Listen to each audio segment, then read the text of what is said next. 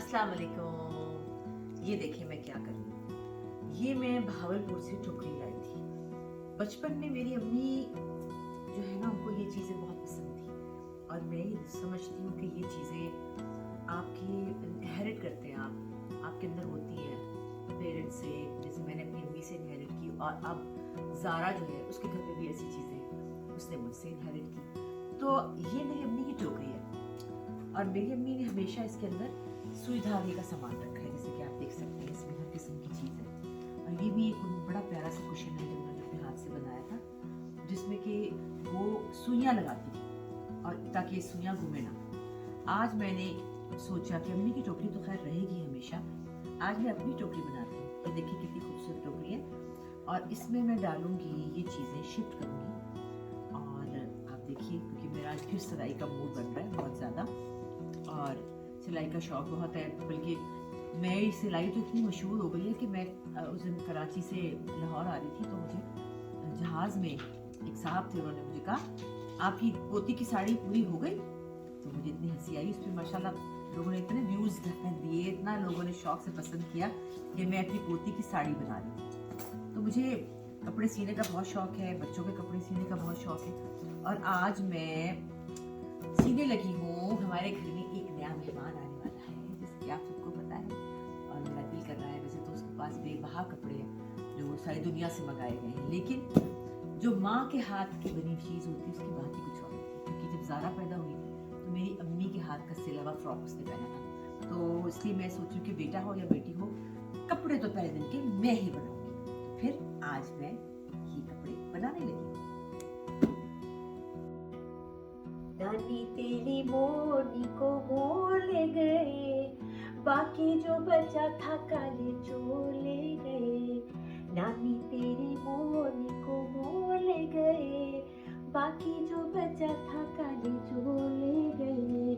अच्छी नानी प्यारी नानी रूठा रूठी छोड़ दे, जल्दी से एक पैसा दे दे तू कंजूसी छोड़ दे। नानी तेरी मोनी को मोल गए, बाकी जो बचा था काली चोले गए। अब मैं सीने लगी हूँ।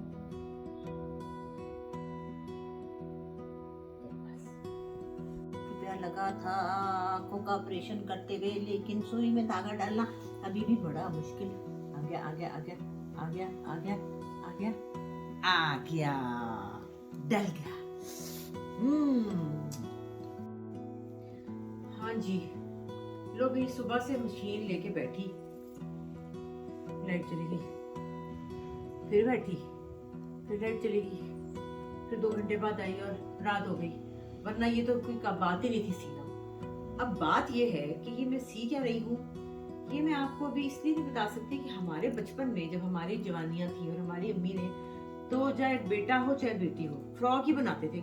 ये तो अब निकल आया ना, कलर भी ब्लू होते हैं लड़कों के, लड़कियों के पिंक होते हैं। मजे की बात, मैंने अपने बड़े वाले बेटे को पीच कलर का फ्रॉक पर पहनाया था, तो वो अभी भी सब हंसते हैं कि हाय मैं रेड भी बना देती थी और दिल करता था तो चूड़ियां भी बना देती थी। नहीं चूड़ियां तो नहीं खैर, लेकिन ये है कि मैं तो बना लेती थी जो भी दिल करता। अब तो भाई लड़कियां जो है उनके ये होने चाहिए, लड़कों के वो होने चाहिए। तो इसलिए भाई मैंने तो फ्रॉक ही मुझे बनाना आता है, मैं फ्रॉक ही बना रही हूँ। हाँ, इस पे मेरे गाड़ियां हैं, देखिए इस पे गाड़ियां बनी हुई है, गाड़ियां हैं, ये पता नहीं क्या टावर बना हुआ है, ये शिप बनी हुई है, पता नहीं क्या क्या बना हुआ है।